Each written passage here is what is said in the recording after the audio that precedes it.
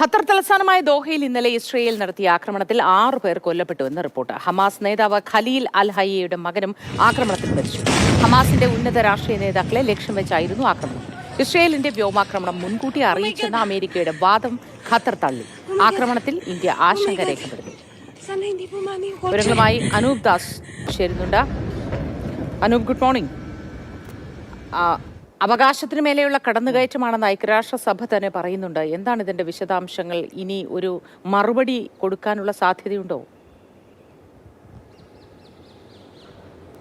ഇസ്രയേലിനൊരു മറുപടി അത് സൈനികമായി ഖത്തർ കൊടുക്കാനുള്ള സാധ്യതയൊന്നും ഇപ്പോൾ കാണുന്നില്ല. എന്തായാലും വലിയ പ്രതിഷേധം ഖത്തർ ഈ കാര്യത്തിൽ അറിയിച്ചിട്ടുണ്ട്. അത് അമേരിക്കയോടും ആ പ്രതിഷേധമുണ്ട്.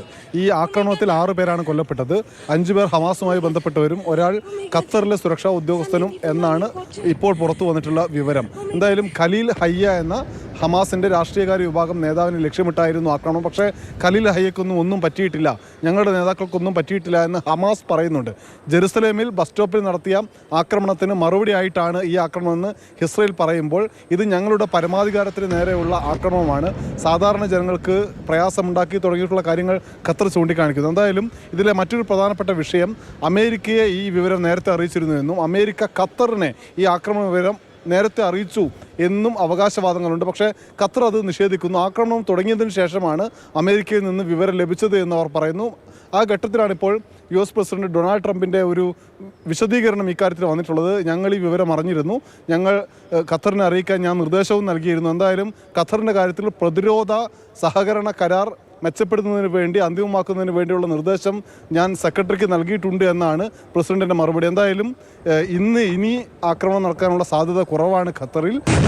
ഈ വിഷയത്തിൽ ഖത്തറിനൊപ്പമാണ് മുഴുവൻ ഗൾഫ് രാജ്യങ്ങളും നിലകൊള്ളുന്നത്. ശരി അനൂപ്, ഏതായാലും മുഴുവൻ ഗൾഫ് രാജ്യങ്ങളും ഖത്തറിനൊപ്പമാണ്, അനുകൂലിച്ച് നിൽക്കുകയാണ്. അത്തരത്തിലൊരു മുന്നറിയിപ്പില്ലാതെയാണ് ആക്രമണം നടത്തിയത് എങ്കിൽ പിന്നെ എന്തുകൊണ്ടാണ് ഡൊണാൾഡ് ട്രംപ് അങ്ങനെ നേരത്തെ അറിയിച്ചിരുന്നു എന്ന് പറഞ്ഞത്, അല്ലേ? മനുഷ്യാവകാശത്തിന് നേരെ, പരമാധികാരത്തിന് മേലെയുള്ള ഒരു കടന്നു കയറ്റമായാണ് ഐക്യരാഷ്ട്രസഭ പോലും ഈ പ്രവൃത്തിയെ നിരീക്ഷിക്കുന്നത്. എന്നിട്ടും സമാധാനത്തിലുള്ള നൊബേൽ സമ്മാനം എനിക്ക് തരണമെന്ന് വാശി പിടിക്കുകയും ചെയ്യുന്നുണ്ട് ഡൊണാൾഡ് ട്രംപ് എന്നതാണ് ഏറ്റവും രസകരമായ ഒരു ഭാഗം.